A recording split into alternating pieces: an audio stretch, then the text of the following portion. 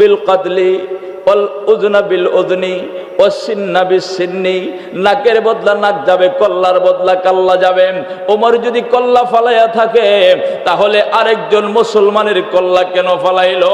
এর জবাবটা আল্লাহর আদালতে ইসলামী রাষ্ট্রের মধ্যে মামলা দায়ের করা হলো। জোরে কন্যা আল্লাহু আকবার। আপনারা কি মনে করেন ইসলাম সুবিচার করে না বেবিচার করে? জোরে বলেন না। ইসলামের মধ্যে, ইসলামের বিধানের মধ্যে, ইসলামের বিচার কার্যগুলোর মধ্যে যারা প্রশ্নবিদ্ধ করে আঙ্গুল প্রদর্শন করে তারা বুঝাইতে চায় বর্তমান সময়ে ইসলামের বিধানগুলি অকার্যকর। 1450 বছর পূর্বে যে বিধান আল্লাহ দিয়েছেন, যে নবী আল্লাহ পাঠিয়েছেন, তখন এই বিজ্ঞান আধুনিক প্রযুক্তি ছিল না।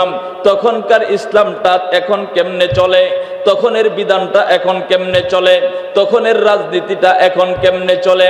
দোস্ত আল্লাহ বলেন, মুসলমান এই কথার বিশ্বাস কোন কাফের করতে পারে, কোন ইমানদার করতে পারে না। জুড়ে বলেন ঠিক না বেঠিক?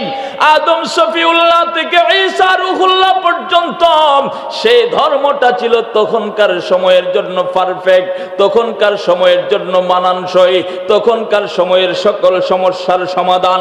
কিন্তু মুহাম্মাদুর রাসূলুল্লাহ যে ইসলাম নিয়ে আসছে, এই ইসলাম কিয়ামত পর্যন্ত চলার উপযোগী। জুড়ে বলেন ঠিক না বেঠিক? এই ইসলাম কিয়ামত পর্যন্ত যে কোনো সমস্যা আসুক, এই সমস্যার সমাধান দিতে প্রস্তুত আছে না নাই? কোন আর কিতাব আসবে না, আর কোন নবী আসবে না। লা নবুওয়াতা বা'দা নবুওয়াতি ওয়ালা রিসালাতা বা'দা রিসালাতি ওয়ালা কিতাবা বা'দা কিতাবি। ও মুসলমান, নবীজির পরে আর কোন নবী নাই। ভণ্ড নবী গোলাম আহমদ কাদিয়ানী থেকে শুরু করে কিয়ামত পর্যন্ত আরো যে কোন নবী নবুয়তের দাবি করলে আমরা তাকে প্রত্যাখ্যান করব, গলায় জুতামালা পরাইতে রাজি। জুড়ে বলেন ঠিক না বেঠিক? মুসলমানরা আমাদের নবীকে শেষ নবী মানে, আর যদি কোন কুলাঙ্গার নতুন নবুয়তের দাবি করে তাকে প্রত্যাখ্যান করবে কোন মুসলমান। আর নতুন নবী মানতে পারে না। আমাদের নবী ছিলেন শেষ এবং শ্রেষ্ঠ নবী। জুড়ে বলেন না ঠিক না বেঠিক? নবী নবুয়তের দরওয়াজায় তালা লাগাইয়া আল-ইয়াউমা আকমালতু লাকুম দীনাকুম ওয়া আতমামতু আলাইকুম নি'মাতি ওয়া রাদিতু লাকুমুল ইসলাম দীনা, এই কথা বলে আল্লাহ ইসলামকে কমপ্লিট করে দিয়েছেন, দ্বীনকে কমপ্লিট করে দিয়েছেন, বিধি বিধানকে কমপ্লিট করে দিয়েছেন। বর্তমানে যারা চিন্তা করে এই পাশ্চাত্যের যুগে, আধুনিক যুগে সকল সমস্যার সমাধান ইসলাম কিভাবে দিবে, এই চিন্তা যে উদয় হয়, এটা মুনাফিকি এবং কুফরি কারণে হয়। জোরে বলেন ঠিক না বেঠিক? মুসলমান বাবাজিরা আমার, এখন যদি আপনাকে প্রশ্ন করি যে ও বাবাজান, ও আমার মুরব্বী বাবা, ও ভাইজান, আপনি একজন মুসলমান হিসাবে ইসলাম সকল সমস্যার সমাধান, আল্লাহর কোরআন সকল সমস্যার সমাধান দিতে পারে, নবীজির আদর্শে সকল সমস্যার সমাধান আছে, বিশ্বাস করেন কিনা? সবাই বলেন। একজন লোক পাওয়া যাবে না যে বলবে আমি বিশ্বাস করি না, বরং সব মুসলমানরা বলবে হ্যাঁ আমি বিশ্বাস করি। কিন্তু বাস্তবতার আলোকে আল্লাহর এই বিধানকে বৃদ্ধাঙ্গুলি দেখাইয়া মানব রচিত আইনকে আমরা প্রাধান্য দিতেছি, আর ইসলামের রীতি আদর্শকে আমরা বাম সাইড করে রাখতেছি। জুড়ে বলেন ঠিক না বেঠিক? ইসলাম এবং মুসলমানের পক্ষে যারা কথা বলে তাদেরকে ডানপন্থী বলা হয়, তারা বলে এরা ডানপন্থী। আর যারা মানব রচিত আইন, Abraham Lincoln, Lenin, Karl Marx, রাজতন্ত্রবাদী, সমাজতন্ত্রবাদী, গণতন্ত্রবাদী যারা আছে, তাদের কথাগুলি, তাদের আইন কানুনগুলি মুসলমানরা তাদের জীবনে বাস্তবায়ন করে, তাদের রাজনীতি চর্চা করে, তাদের নিয়ম কানুনগুলিকে মাথায় তুলে নিয়েছে। আল্লাহর কোরআনের বিধানগুলিতে কোরআনুল কারীমের মধ্যেই সীমাবদ্ধ রেখেছে। ছেলেটাকে কোরআন পড়ায় আর বাবা এই কোরআনের বিনিময়ে জান্নাতের আশা করে, কিন্তু কোরআনের মধ্যে যে বিধান আছে এই বিধানকে বৃদ্ধাঙ্গুলি দিয়া চলে। জোরে আওয়াজ দিয়া বলেন ঠিক না বেঠিক? বরং এই কোরআনের কিতাবের সঠিক ব্যাখ্যা আলোচনা উলামায়ে কেরাম করলে, আমার ভাইয়েরা কেউ রাগ করবেন না, কেউ আওয়ামী লীগ বা বিএনপি বলেন, জাতীয় পার্টি বলেন, বস্তুবাদী যত রাজনৈতিক দলেরা রয়েছেন, তারা হয়তো চিন্তা করে কোরআন এটা পড়ার জন্য নামাজে দাঁড়াইয়া আলহামদুলিল্লাহ সূরা পড়ার পরে সূরা তওবা পড়বে, আনফাল পড়বে, সূরা মুহাম্মদ পড়বে, সূরা ফাতিহ পড়বে, সূরা নাস পড়বে, যা মনে চায় তা পড়বে, অসুবিধা নাই। কিন্তু এটা আবার ঘরে বাজারে সংসদে কেন নিতে হবে? বরং এটা তো নামাজের মধ্যে সীমাবদ্ধ রাখবে। এই ধারণার কারণে মুসলমানদের অধপতন, মুসলমানরা পথে পথে দেশে দেশে মাইর খায়। যদি এই ধারণা পাল্টাইয়া একটাবার মুসলমানরা সিদ্ধান্ত নিতম, আমরা মুসলমান, আমাদের ধর্মের নাম হলো ইসলাম, জুড়ে বলেন ঠিক না বেঠিক? ইসলাম মানে হলো শান্তি, ইসলাম মানে হলো মুক্তি, ইসলাম মানে যদি শান্তি হয়, আল কোরআন যদি মুসলমানদের সংবিধান হয়, নবী মুহাম্মদুর রাসূলুল্লাহ যদি মুসলমানদের নেতা হয়, তাহলে মুসলমানদের নেতা মুসলমানদের সংবিধানের বাহিরে যাওয়ার মুসলমানের কোনো সাধ্য নাই, জুড়ে বলেন ঠিক না বেঠিক? বর্তমান সময়ে আওয়ামী লীগের পরাস্তের পর বিএনপির মধ্যে অনেক আওয়ামী লীগের ভাইয়েরা যাইতে চায়, অনেক বিএনপির ভাইয়েরা নিতে চায় না, অনেকে লজ্জায় যায় না, আছে না নাই? এটা বুঝার জন্য বলছি, এটা বর্তমান পরিস্থিতি না, এটা বুঝার জন্য বলছি। কেন যাইতে দেয় না, যাইতে চায় না কেন? তার কারণ হলো, একজন চিন্তা করে এতদিন আমি বঙ্গবন্ধুর আদর্শের রাজনীতি করেছি, তাকে আমি নেতা মেনেছি, আজকে কেমনে আমি জিয়াউর রহমানকে মানি? এই মন মানসিকতায় লজ্জায় ডাকলেও যায় না। আবার অনেকেই নেয় না এই কারণে, এতদিন পর্যন্ত তুমি যার আদর্শের রাজনীতি করেছো তাকেই নিয়ে তুমি পড়ে থাকো, তোমাকে আমার দরকার নাই।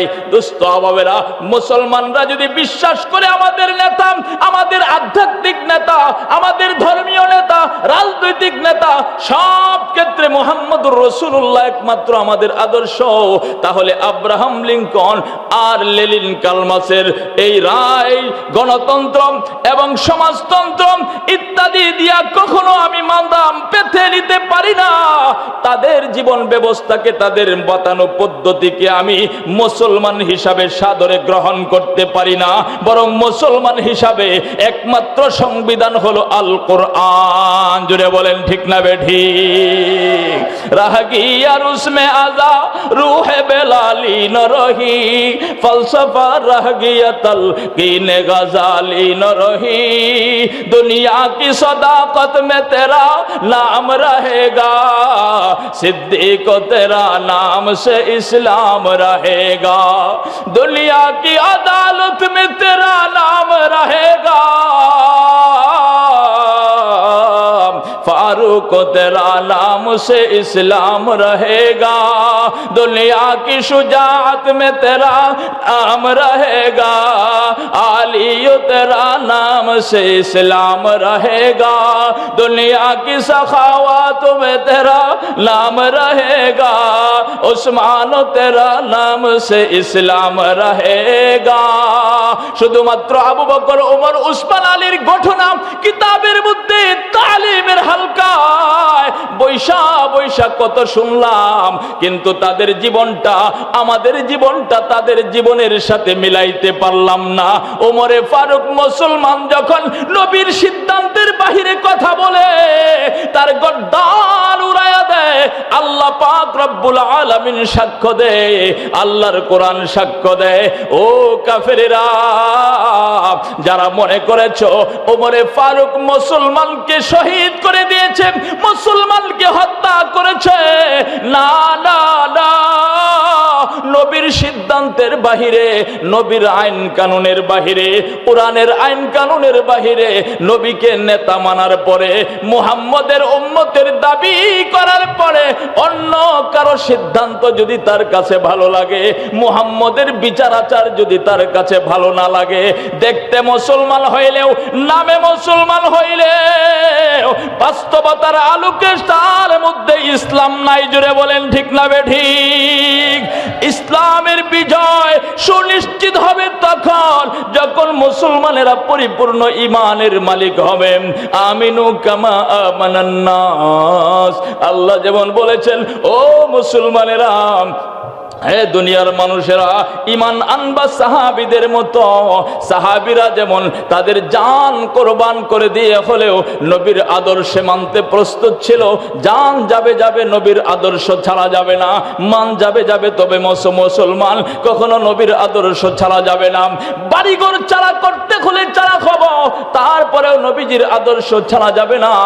এই সিদ্ধান্ত যদি আবার মুসলমানরা ফিরে যায়, তাহলে এই আমাদের পার্শ্ববর্তী রাষ্ট্র ভারত আর আমেরিকা, লন্ডন যাই বলেন না কেন, সমস্ত মুসলমানদের ঐক্যবদ্ধ সিদ্ধান্তের সামনে গোটা পৃথিবী আবার মুসলমানদের বয়ে থর থর করে কাঁপবে। জুড়ে বলেন ঠিক না বেঠিক? হুজুর চলে আসছেন। আল্লাহ পাক আমাদেরকে বুঝার তৌফিক দান করেন, পরিপূর্ণ ঈমানের মালিক হওয়ার তৌফিক দান করেন।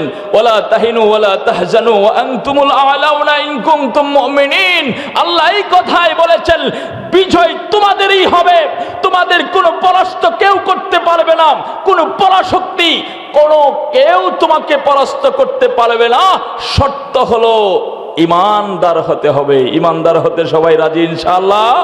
আল্লাহ পাক আমাদেরকে পরিপূর্ণ ঈমান অর্জন করে গোটা পৃথিবীর পরিস্থিতি মুসলমানরা যেন আবার রুখে দাঁড়াতে পারে, কাফেরদের বিরুদ্ধে বিজয় অর্জন করতে পারে, আল্লাহর কাছে দোয়া করে আল্লাহ রাব্বুল আলামিনের কাছে সাহায্য প্রার্থনা করতে হবে। আল্লাহ পাক আমাদেরকে তৌফিক দান করেন। সবাই পড়ে আমিন। আসসালামু আলাইকুম ওয়া রাহমাতুল্লাহ।